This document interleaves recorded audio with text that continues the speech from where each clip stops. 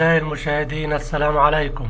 في هذا الفيديو لا تحرقوا المهدي سليمان، ما تفتحوش المدرسة. طبعا مدرسة الفن والهندسة مش عايزها تتفتح النهاردة. ازاي يفوز الزمالك بالدوري؟ البداية مع مطالبة ورجاء ألا يبدأ المهدي سليمان مباراة اليوم أمام سيراميكا، لأن المباراة صعبة وحساسة. أول ظهور للزمالك في الدوري، وسيراميكا عامل إعداد قوي مدعم بلاعيبة جامدين ومتحفزين للماتش، وهيكون عندهم حماس للفوز بالمباراة والظهور قدام الزمالك بالمستوى اللائق. فالمهدي سليمان أنا خايف عليه من ضغط سيراميكا يغلط ويدخل في هدف فيتسبب في خسارة المباراة. فأنا بتمنى أن يبدأوا بعواد أو بمحمد صبحي، وأرجو أن يبدأوا بمحمد صبحي، لأن محمد صبحي بعتبره من أحسن حراس المرمى في مصر إن لم يكن أحسنهم، وبتوقع أن هو يكون حارس مصر القادم. أما الأمر الثاني فهو مطالبة لفريق الزمالك ومدربهم الجديد يانيك فيريرا، ما تفتحوش المدرسة، مدرسة الفن والهندسة. طبعا بتمنى ان هما ما يفتحوهاش النهاردة ولا يفتحوها الخمس مباريات الأولانيين. هذه المباراة والمباريات الخمس الأولانيين في شهر أغسطس تكسب ولا تلعب في الظروف اللي الزمالك فيها. أنا مش عايز أداء، لا، أنا عايز نكسب المباراة. المدرب يبدأ بتوازن دفاعي ويأمن دفاعاته ويلعب على الهجمات المرتدة، يكسب بهدف، يكسب باتنين. مش عايزين أداء دلوقتي، لأن الهزيمة لا قدر الله هتأثر تأثير كبير جدا على معنويات اللعيبة ومعنويات الجماهير.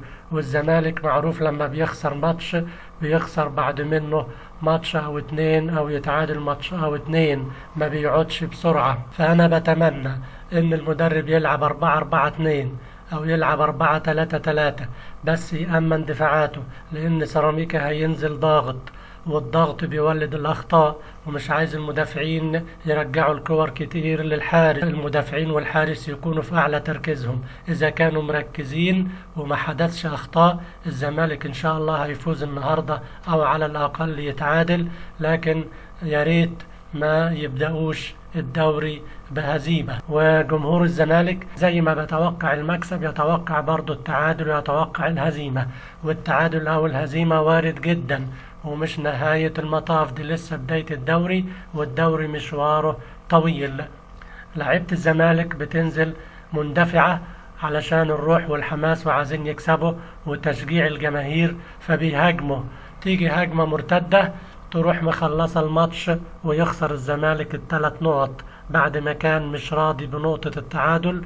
يفاجأ وتفاجأ جماهيره بخسارة ال3 نقط. أنا عايز أثناء هجوم الزمالك يكون في 2 لعيبة أو 3 على خط السنتر تحسبا لأي هجمة مرتدة، واللي سيراميكا بارع فيها. وده ياخدنا للأمر الثالث والأخير، وهو إزاي يفوز الزمالك بالدوري. الزمالك هيفوز بالدوري لو قدر يكسب 7-8 مباريات الأولى، وأنا شايف إن القرعة خدمت الزمالك السنة دي، وقرعة جميلة جدا. طبعا البداية بسيراميكا، وزي ما بنقول ان سيراميكا فريق قوي، هو ايضا فريق مدعم بلاعيبه كتير ولسه ما فيش انسجام بينهم. فالمباريات الاولى في الدوري بتكون مباريات سهله، لان الفرق اللي مدعمه او الفرق اللي صاعده جديد للدوري بتكون لسه ما تحققش الانسجام بينها، والمدرب لسه ما تعرفش على امكانيات لاعبته وخدوا الثقه، فبتكون سهله جدا ان الزمالك يكسبها.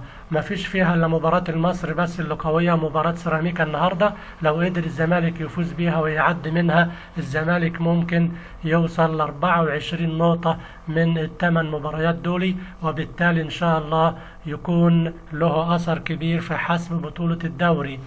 الزمالك اللي بيضيعه دايما مواجهات الفرق الصغيرة اللي في وسط الجدول أو في مؤخرة الجدول. الفريق بيعمل حساب للفرق الكبيرة، لكن بيجي قدام الفرق الصغيرة الاندفاع والحماس والهجوم يخلي الفرق الصغيرة ترجع بهجمة مرتدة تخلص الماتش. والزمالك لو جه فيه جون الأول بيفقد الثقة في نفسهم وبيتسرعوا وبيكون في رعونة عند المهاجمين وبيضيعوا هجمات كتير ويضيعوا كور كتير وجوال كتير، وده اللي بيخليهم يخسروا النقط. الزمالك الموسم الماضي كان ممكن في المباريات السهلة اللي تعادلها أو خسرها يحصد نقط تخليه ياخد الدوري. كمان الزمالك لازم يركزوا في الملعب وملهمش دعوة بالتحكيم اللي بيأثر على معنويات وروح اللعيبة في المباراة. انتوا بتلعبوا في بطولة افريقيا واحيانا بتتعرضوا لظلم، ما بتفقدوش اعصابكم وتركيزكم وتهاجموا الحكم وتعترضوا عليه. انا عايز تعملوا كده في الدوري المصري. الحكم بشر ومفيش حكم بيتعمد الاخطاء ضد الزمالك. الكل بيبقى عايز ينجح ومش عايز حد يهاجمه، ولكن الأخطاء دي وردة. فأنا عايز لعيبة الزمالك يتم التنبيه عليها من المدرب، من المدير الفني، من مدير الكورة، من أي حد من الإدارة. اللعيبة تركز في الملعب وما تعترضوش على الحكم وترضوا بقرارات الحكم. الكابتن بس اللي يروح يتكلم مع الحكم يكون في ضغط علشان اللعب الخشن أو علشان ضرب الجزاء تتحسب أو غيرها، لكن بقية اللعيبة ترضى بقرارات الحكم وتركز في المباريات. حاجة مهمة جدا الزمالك عنده مشكلة فيها وهي السكند بول أو الكرة التانية.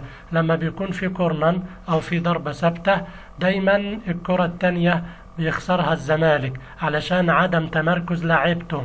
لو في تمركز جيد للعيبة هياخدوا الكرة التانية وممكن يحرزوا منها هدف. بيكون اللعيبة كلهم واقفين في الصندوق وعلى حدود المنطقة مفيش حد، فالمدافع أو الحارس بيطلع الكورة ياخدها زمايله ويطلعوا يعملوا هجمة مرتدة وممكن يجيبوا جون واتنين. إنما لو كان في 2 لعيبة أو 3 على حدود الدايرة بره الصندوق ياخدوا الكور ديت يعملوا هجمة تانية وممكن يحرزوا هدف. فأنا بطالب إن يكون في لعيب ناحية اليمين، لعيب ناحية الشمال، لعيب على دايرة منطقة الجزاء علشان السكند بول ياخدوها ويبنوا هجمة تانية أو يصوب على المرمى فيحدث الفارق. ويكون في لعيبة زي ما قلت 2 أو 3 واقفين على خط السنتر علشان لو في هجمة مرتدة ما يحرزوش منها أهداف. ويكون في ارتداد سريع من لعيبة النص. الزمالك إن شاء الله لو عمل الحاجات ديت ممكن يفوز بالدوري. وسيبوكم من الناس اللي عمالة تحبط في الزملكاوية وتقول الأهلي عنده سكواد رهيب وبيراميدز عنده سكواد رهيب. الأهلي الأول وبيراميدز الثاني والزمالك الثالث وبيحددوا الترتيب من دلوقتي. طبعا مفيش حاجة في الكورة اسمها كده، وده أبعد ما يكون عن التحليل الرياضي. والناس اللي فاهمة كورة تقول إن لعيبة الزمالك جعانة كورة وعايزة تثبت نفسها وعندها روح ولاعيبة شباب هيقدروا يلعبوا 90 دقيقة كل حماس وقوة ولياقة عالية، بخلاف فرق تانية عندها لعيبة كبار في السن بتيجي في النص التاني من الشوط التاني وتفقد لياقتها ومستواها بينزل.